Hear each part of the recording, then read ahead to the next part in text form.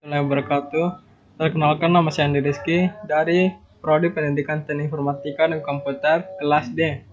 Pada kesempatan kali ini saya akan mempresentasikan hasil rangkuman materi yang telah saya buat dengan topik pengenalan teknologi informasi. Untuk mempersingkat waktu, langsung saja ke pembahasan materinya. 1. Definisi sistem informasi.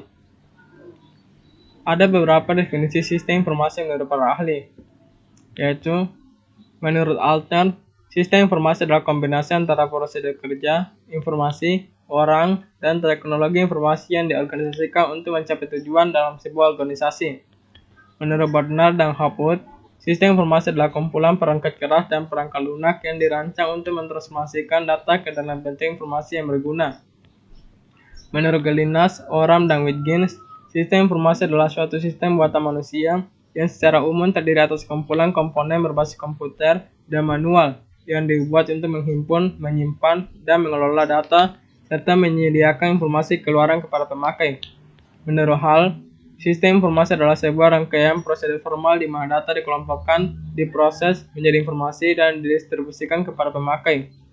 Menurut Urban, McLean, dan Wetter, sistem informasi adalah sebuah sistem yang mengumpulkan, memproses, menyimpan, menganalisis, dan menyebarkan informasi untuk tujuan yang spesifik. Dari berbagai definisi tersebut, dapat disimpulkan bahwa sistem informasi mencakup sejumlah komponen, yaitu manusia, komputer, teknologi informasi, dan prosedur kerja. Ada sesuatu yang diproses, yaitu data menjadi informasi, dan dimasukkan untuk mencapai suatu sasaran atau tujuan. Teknologi informasi. Istilah teknologi informasi atau informasi teknologi atau IT mulai populer di akhir dekade 70-an. Pada masa sebelumnya, istilah teknologi komputer atau pengolahan data elektronis atau PDE, Electronic Data Processing atau DP, lebih dikenal. Istilah teknologi informasi mulai banyak digunakan untuk menggantikan sistem informasi manajemen. Istilah teknologi informasi lebih berorientasi ke teknologinya. Teknologi informasi adalah subsistem atau sistem bagian dari sistem informasi. Sistem komputer. Komputer sistem juga merupakan teknologi informasi yang digunakan di sistem informasi. Teknologi informasi dapat berupa teknologi apapun yang dapat menghasilkan informasi, termasuk teknologi komputer dan teknologi telekomunikasi. Dengan demikian, sistem komputer merupakan subsistem atau sistem bagian dari teknologi informasi. Dan selanjutnya definisi teknologi informasi. Teknologi informasi dan komunikasi sebagai bagian dari ilmu pengetahuan dan teknologi secara umum adalah semua yang berhubungan dengan pengambilan, pengumpulan, pengolahan, penyimpanan, penyebaran, dan penyajian informasi. Istilah TIC atau ICT atau yang di kalangan negara Asia berbahasa Inggris disebut sebagai Infocom muncul setelah berpadunya teknologi komputer dan teknologi komunikasi sebagai sarana penyebaran informasi pada paruh kedua abad ke-20. Perpaduan kedua teknologi tersebut sangat berkembang pesat, jauh melampaui bidang-bidang teknologi lainnya. Intrusi ke dalam bidang-bidang teknologi lain telah sedemikian jauh sehingga tidak ada satupun peralatan hasil inovasi teknologi yang tidak memanfaatkan perangkat TIC. Peranan teknologi informasi. Peranan teknologi informasi pada aktivitas manusia pada saat ini memang begitu besar.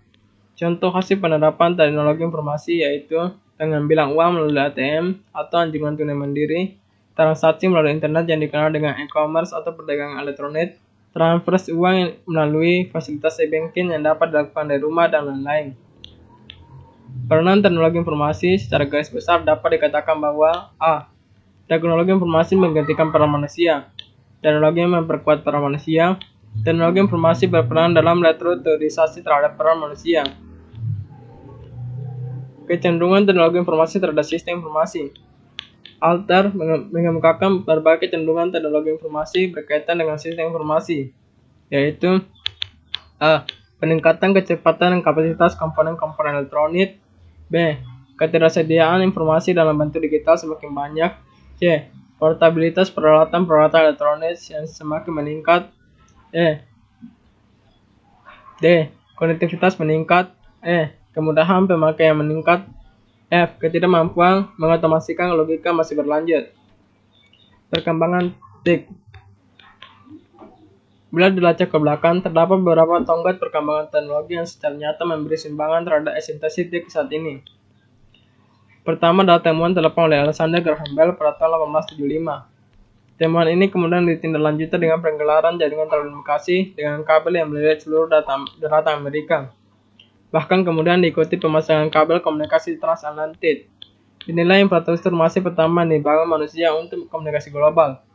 Memasuki abad ke-20, tepatnya antara tahun 1910 sampai 1920, terrealisasi transmisi suara tanpa kabel melalui siaran radio AM yang pertama. Komunikasi suara tanpa kabel segera berkembang pesat, dan kemudian bahkan diikuti pula oleh transmisi audio visual tanpa kabel, yang berwujud siaran televisi pada tahun 1940-an. Komputer elektronik pertama beroperasi pada tahun 1943, yang kemudian diikuti oleh tahapan miniaturisasi komponen elektronik melalui penemuan transistor pada tahun 1947, rangkaian terpadu integrated dan rangkaian terpadu integrated electronics pada tahun 1957. Perkembangan teknologi elektronika, yang merupakan sokok gotik saat ini, era Perang Dingin. Persaingan ipta antara Barat Barat, Amerika Serikat, dan Barat Timur, Uni Soviet, justru memacu perkembangan teknologi elektronika lewat upaya miniaturisasi rangkaian elektronik untuk mengendali pesawat luar angkasa maupun mesin-mesin perang. Di lain pihak, perangkat telekomunikasi berkembang pesat saat mulai diimplementasikannya teknologi digital menggantikan teknologi analog yang mulai menampakkan batas-batas maksimal pengoperasiannya. Digitalisasi perangkat telekomunikasi kemudian berkonfigurasi dengan perangkat komputer yang dari awal merupakan perangkat yang mengadopsi teknologi digital. Produk hasil konvergensi nilai yang saat ini muncul dalam bentuk telepon seluler. Infrastruktur telekomunikasi dan komputasi inilah kandungan isi berupa multimedia mendapatkan tempat yang tepat untuk berkembang. Konvergensi telekomunikasi komputasi multimedia inilah yang menjadi ciri abad ke-21. Sebagaimana abad ke-18 dijadikan oleh revolusi industri. Bila revolusi industri menjadikan mesin-mesin sebagai pengganti otot manusia, maka revolusi digital menciptakan mesin-mesin yang mengganti otak manusia. Selanjutnya, kebijakan nasional dan TIC, infrastruktur informasi.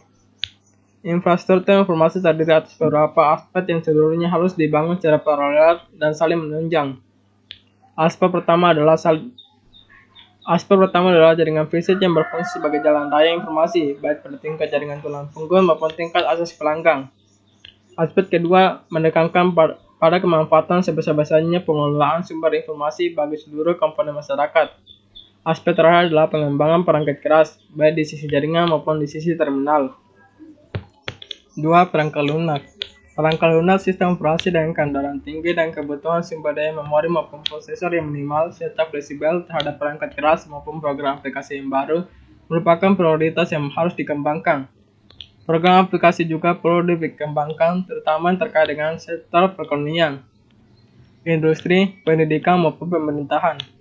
Dalam mempercepat pengembangan dan pendayagunaan perangkat lunak, perlu pula ditinjau implementasi konsep open source. Penerapan konsep proses ini diharapkan mampu mengalahkan industri perangkat lunak dengan partisipasi seluruh lapisan masyarakat tanpa melakukan pelanggaran hak cipta. 3. Kandungan informasi atau information content.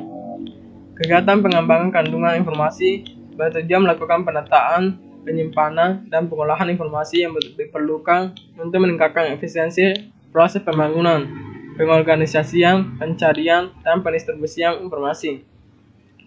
Kegiatan riset dan pengembangan kandungan informasi diawali dengan pemetaan berbagai potensi dan informasi nasional beserta pemodelan proses information retrieval. Dengan demikian, implementasi information repository dan information sharing merupakan salah satu faktor penentu keberhasilan pengembangan teknologi informasi dan komunikasi. 4. Pengembangan SDM dan kelembagaan. Dalam pengembangan sumber daya manusia, diperlukan upaya peningkatan kemandirian dan keunggulan. Dan salah satunya adalah mengembangkan sistem pendidikan dan pelatihan untuk membentuk keahlian dan keterampilan masyarakat dan peneliti dalam bidang teknologi yang strategis serta mengantisipasi timbulnya kesenjangan keahlian sebagai akibat kemajuan teknologi, khususnya teknologi informasi dan komunikasi.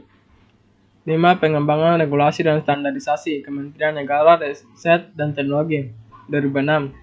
Program kajian regulasi meliputi penyusunan undang-undang dan penyempurnaan berbagai kebijakan terkait bidang teknologi informasi, komunikasi, dan broadcasting.